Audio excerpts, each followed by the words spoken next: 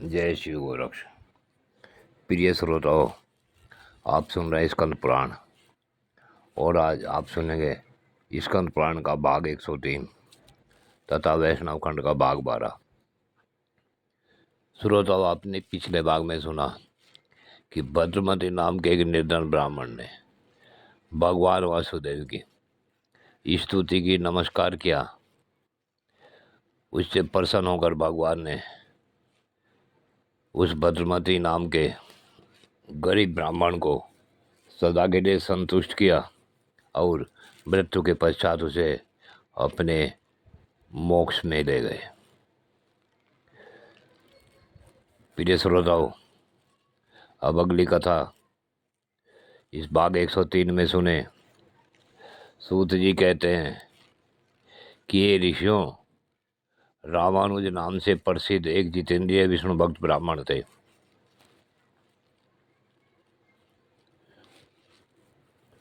उन्होंने वानप्रस्थ आश्रम में स्थित होकर आकाश गंगा तीर्थ के समीप तपस्या की। गर्मी में भगवान विष्णु का ध्यान करते हुए पंचाग्नि के मध्य में स्थित रहते। वर्षा में खुले आकाश के नीचे बैठकर मुख से अष्टाक्षर ओम नमो नारायणाय मंत्र का जप करते और सर्दी में जल के भीतर निवास करते थे। वे समस्त प्राणियों के हितैषी, जितेंद्रिय तथा सब प्रकार के द्वंद्वों से दूर रहने वाले थे। उन्होंने कुछ वर्षों तक केवल वायु पीकर ही तपस्या की। तदंतर उनकी तपस्या से संतुष्ट होकर भक्तवत्सल भगवान विष्णु ने उन्हें प्रत्यक्ष दर्शन दिया। भक्त सुलभ दयानिधान भगवान वैकुंठेश्वर महामुनि रामानुज के समीप उपस्थित हुए। उन्होंने अपनी चारों बाहों से मुनि को पकड़कर हृदय से लगा लिया और प्रेम पूर्वक कहा, महामुने, कोई वर मांगो, मैं तुम्हारी तपस्या से बहुत ही प्रसन्न हूँ।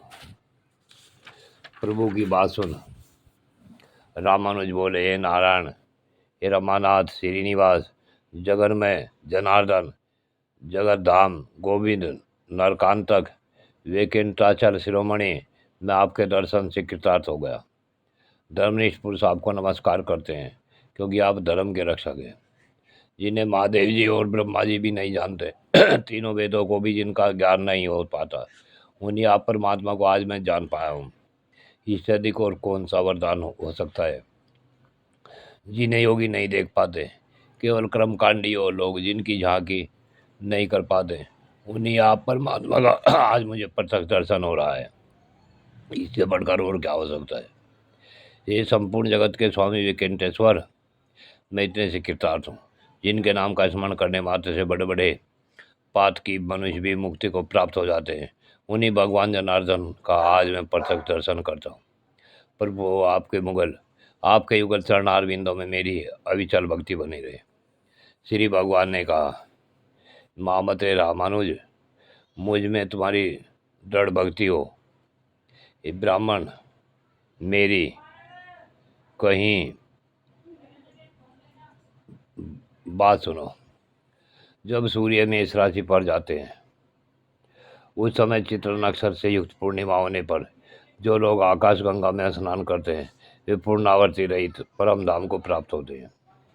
हे रामानुज, तुम आकाश गंगा के समीप ही निवास करो। प्रारब्ध कर्म के अनुसार प्राप्त हुए शरीर का अंत होने पर तुम्हें मेरे स्वरूप की प्राप्ति होगी।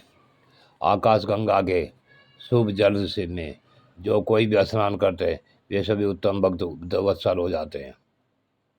रामानुज ने पूछा, भगवान, भगवत भक्तों के लक्षण क्या हैं?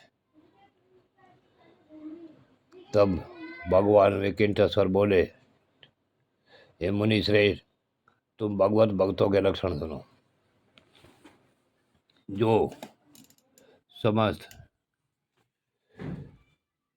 प्राणियों के हितैषी हैं, जिनमें दूसरों के दोष देखने का स्वभाव नहीं है, जो किसी से भी डाह नहीं रखते, ज्ञानी, निष्प्रय और शांतचित हैं, वे श्रेष्ठ भगवान भक्त हैं।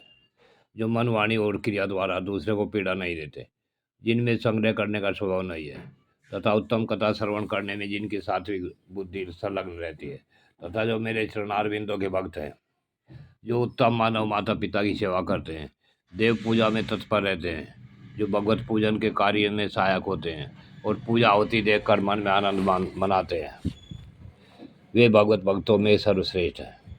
जो ब्रह्मचारी और सन्यासियों की सेवा करते हैं तथा दूसरों की निंदा कभी नहीं करते, जो श्रेष्ठ मनुष्य सबके लिए हितकारक वचन बोलने वाले हैं और जो लोक में सद्गुणों के ग्राहक हैं, वे उत्तम भगवत भक्त हैं।